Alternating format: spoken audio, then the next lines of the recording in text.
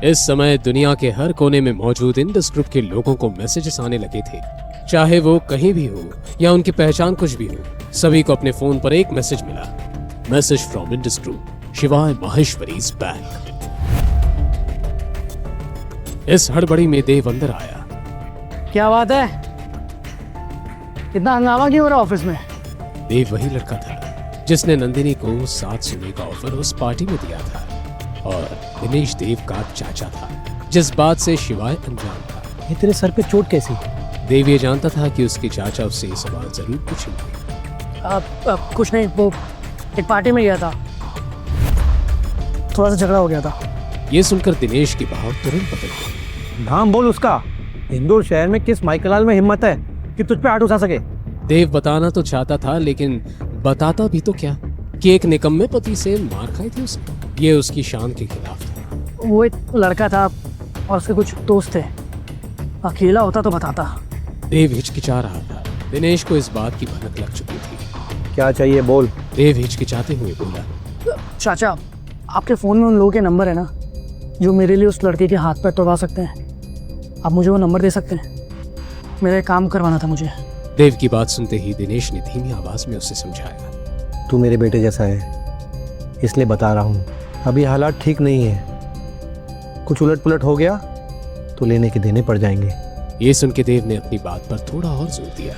चाचा प्लीज़, मुझे सिर्फ उसके हाथ पैर तोड़वाने हैं और कुछ भी नहीं। दिनेश अब भी मना नहीं कर पाया और अपनी जेब से फोन निकालकर उसे देने लगा, पर तभी हाथ वापस खींच लिया। नाम क्या है उसका? नाम नहीं पता मुझे, मेरी क्लासमेट का पति है, बस मामूली आदमी, कुछ ज़्यादा नहीं।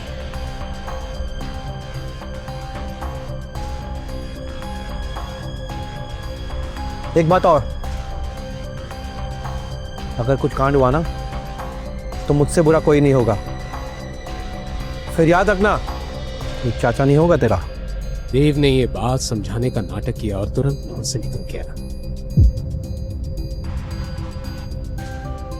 टांग किसे तोड़वानी है? मुझे तो उसकी लाश चाहिए। इसी सोच के साथ देव ने दिनेश के फोन से कॉल किया। हेलो, एक आदमी की सुपारी देनी है, सीधा लाश चाहिए, बदले में 20 लाख रुपए दूंगा। देव ने फोन कट किया। पुलिस से तो बच गया, अब हेडशॉट से कैसे बची? उसको क्या मालूम था कि वो किससे भिड़ रहा था। अपने कर्मों से अनजान देव मुस्कुराता हुआ वहां से निकल गया। वहीं दूर ग्वालियर राजमहल से एक गाड़ी इंदौर के लिए निकल चुकी थी। राजगुरु को उनके बॉडीगार्ड ने कहा, सर कल के सफर का इंतजाम हो चुका है, हम सुबह 9 बजे इंदौर पहुंच जाएंगे। आज राजगुरु की आंखों में आंसू थे। बॉडीगार्ड ने आंसू देखकर राजगुरु से पूछा, क्या हुआ सर, कुछ बात है क्या? आपकी आंखों में आंसू? जब से शिवाय को देखा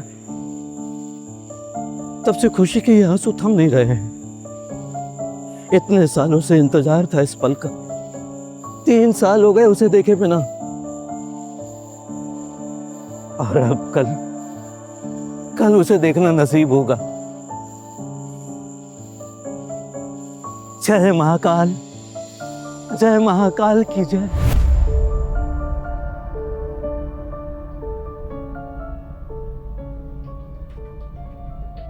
इंदौर के विजयनगर में एक होटल में शिवाय ने चेक इन किया। रूम में जाते ही वो बेड पे बैठ गया। इस वक्त शिवाय के मन में काफी सवाल थे। कहीं नंदिनी वही लड़की तो नहीं? अगर नंदिनी वही लड़की हुई तो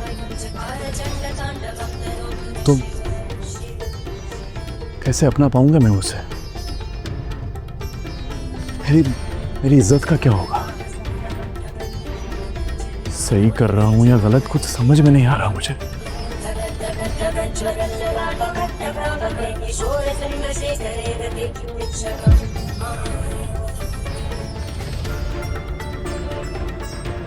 इन्हीं सवालों से परेशान होकर शिवाय ने अपनी आंखें बंद करके हाथ जोड़े।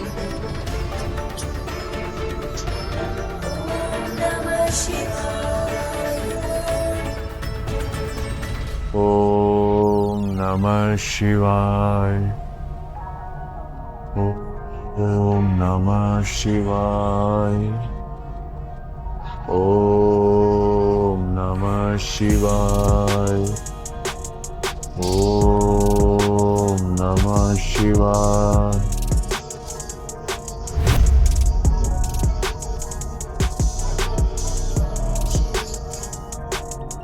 हे महाकाल, मैं सब आप पर छोड़ रहा हूं। फिर आंखें खोल के उसने कहा,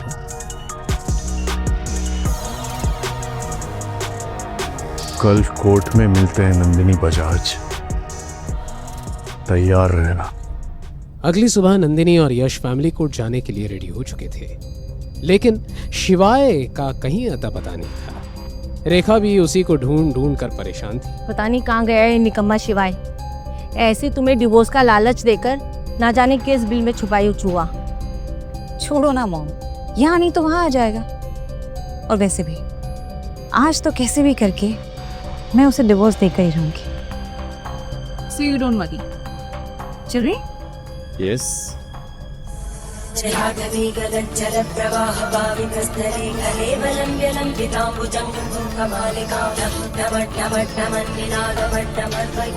उधर शिवाय महाकाल की पूजा अभिषेक कर रहा था।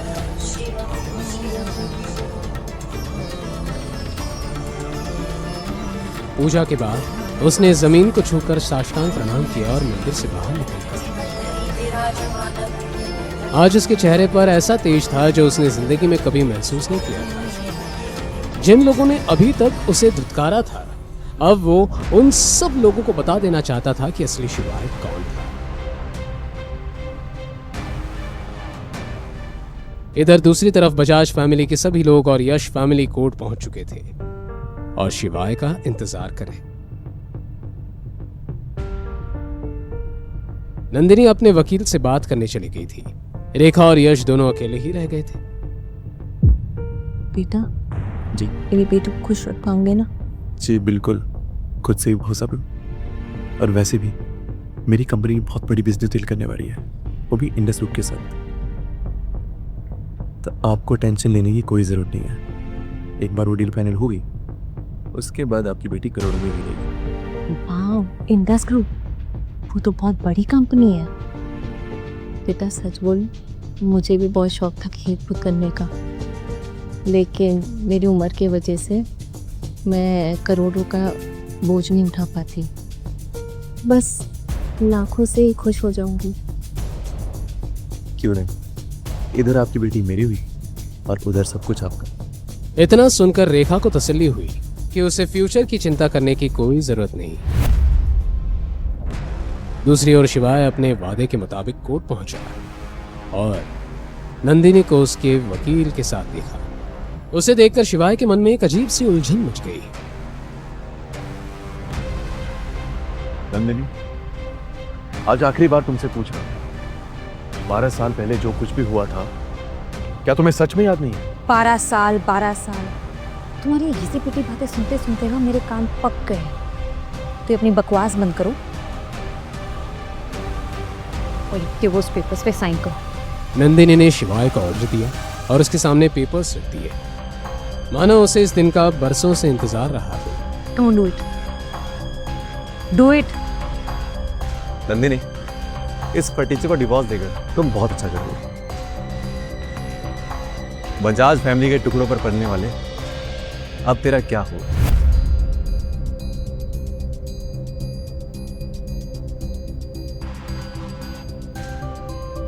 शिवाय ने पेपर्स पे जैसे ही साइन किया, वैसे ही बजाज फैमिली और यश वहां से चले गए। वो अब शिवाय को एक पल भी नहीं देखना चाहते थे।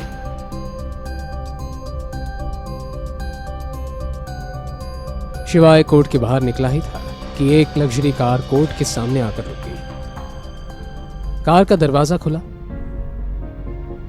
सर पर शाही पगड़ी बांधे गाड़ी से उतरे।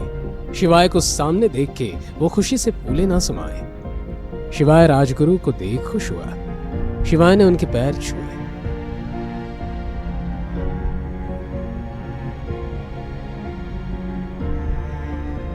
राजमहल तुम्हारा इंतजार कर रहा है बेटा। एक राजा के बिना महल अधूरा है। अब ये बूढ़े कंधे जिम्मेदारियों का बोझ नहीं उठा सकते बेटा। चलो।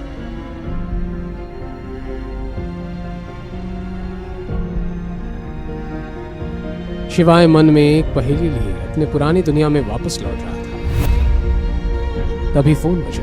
कॉल इंडस ग्रुप के दिनेश सिंह का था। जैसे जैसे फोन पर बात आगे बढ़ती गई वैसे वैसे शिवाय के चेहरे पर भाव भी बदलने लगे। फोन काट के शिवाय ने ड्राइवर से कहा, गाड़ी इंडस टावर ले दो जल्दी। राजगुरु ये सुन के खुश नहीं थे, लेकिन अब शिवाय ने बोल दिया तो बोल दिया। वो शिवाय की बात नहीं काट सकते थे। वहीं पिछली शाम शहर के बीचों बीच एक सीक्रेट क्लब के बेसमेंट में, जहां सभी तरह के लीगल काम होते थे, एक शानदार मीटिंग रखी गई जिसमें हत्यारे, शार्प शूटर्स और अंडरवर्ल्ड में नए भर्ती हुए लोग एक बड़े से हॉल में मौजूद थे। आज से चाहे ईस्ट का मार्केट हो या वेस्ट स्ट्रीट, हम सभी को एक नाम याद रखना होगा, मेजर शिवा।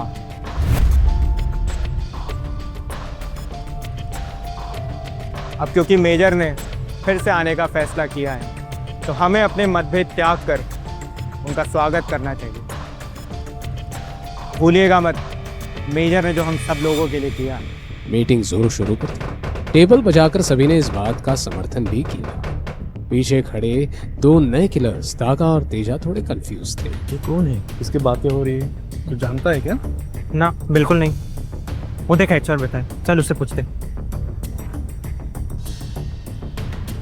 क्योंकि हेडशॉट इस बिजनेस का पुराना सूरमा था तो उन्होंने हेडशॉट से पूछना सही समझा। HR भाई, आप हमसे काफ़ी समय से यहाँ हो, काफ़ी एक्सपीरियंस भी हो।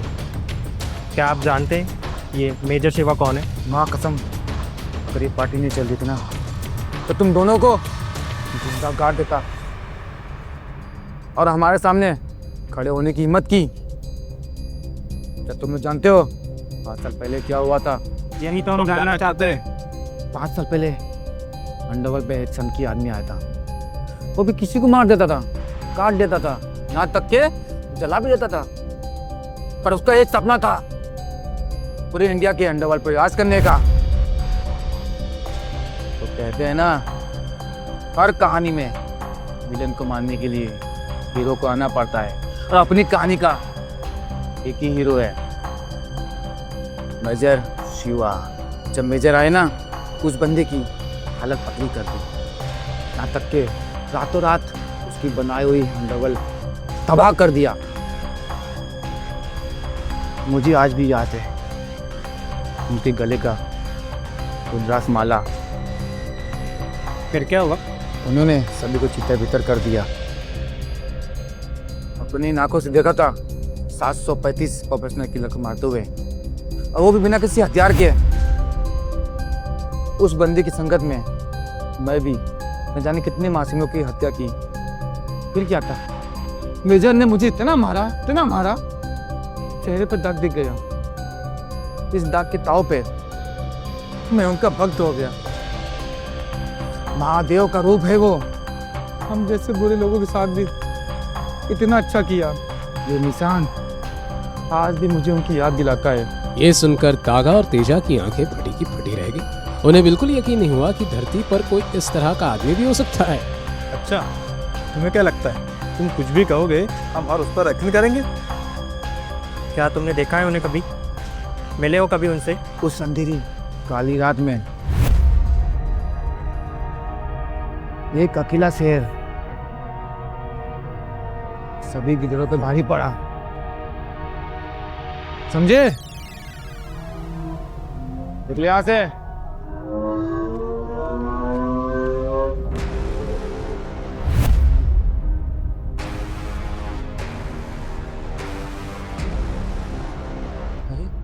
मालिक,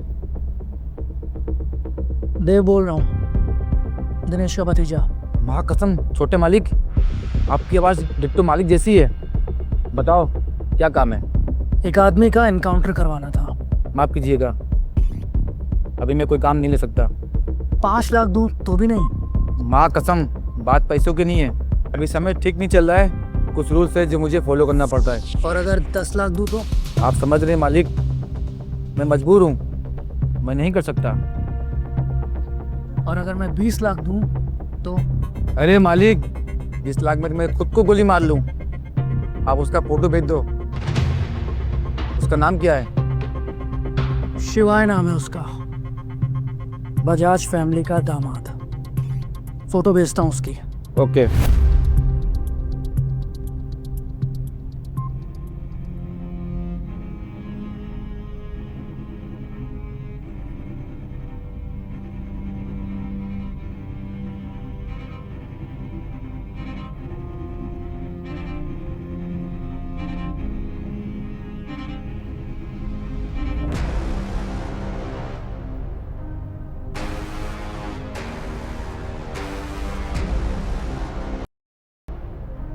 वो भी एक नाइट क्लब में।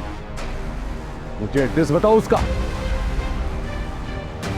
शहर से बाहर थंडर नाइट क्लब के अंधेरे कमरे से एक लड़के के चिल्लाने की आवाज आ रही थी।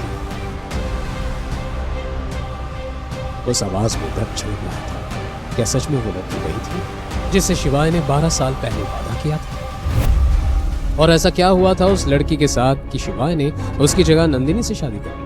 किसने बेचा था उस बदनसीब लड़की को और क्यों? आगे की कहानी जानने के लिए देखिए अगला एपिसोड सिर्फ पॉकेट एफएम के यूट्यूब चैनल पर। और शिवाय एक विनाशक के सारे एपिसोड्स को सुनने के लिए डिस्क्रिप्शन में दी लिंक से डाउनलोड करें पॉकेट एफएम ऐप।